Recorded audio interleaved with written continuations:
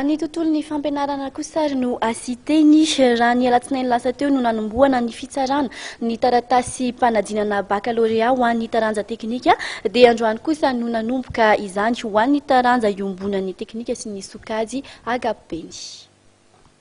Natomboka androany ny fitsarana ireo taratasy mpanadinana ny taranja iombonana ho an'ny sokajy teknika sy ny sokajy agapeny.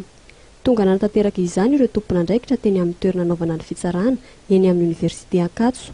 Ka ny maraina tamin'ny 10 ora sasany no nanomboka ny fivoriana ny arahana tamin'ireo tompon'andraikitra sy ireo mpampianatra nanatanteraka ny fitsarana ireo taratasy mpanadinana. Mpampianatra eo amin'ny 3,990 no natsoina hitsara ny taratasy ny mpiadina miisa 58 621 ho an'ny mpianatra amin'ny enseignement général ary 5 244 ho an'ny mpianatra avy aty amin'ny enseignement technique ho an'ny matière commune zany.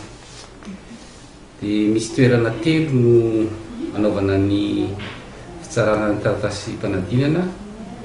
Ny matière littéraire rehetra dia eo amin'ny cathédrale Landex ety Ankatso, ary ny matière scientifique kosa dia eo amin'ny cathédrale médecine. Fa ny matière commune ny technique indray ary amin'ny préfabriqué, salle préfabriqué ny lettres. Araka ny nambaran'ny tompon'andraikitra dia miankina amin'ireo mpampianatra no mety ahavitana ny fitsarana ny taratasy mpanadinana ka mety mbola hitohy amin'ny herinandro ambony izany raha toa ka mbola tsy vita. Mahakasika ny famoahana ny fandaniana salanisa hanafahana ny mpiadina na ny délibération kosa indray dia afaka tanterahana tsara ary tsy voatery hatrehan'ireo mpampianatra tsara ho ny fanazavan'ny tompon'andraikitra. Ary miankina amin'izay no ahafahana mamoaka ny valim-panadinana ka vinavinaina ho vita amin'ny 20 volana septambra izao izany.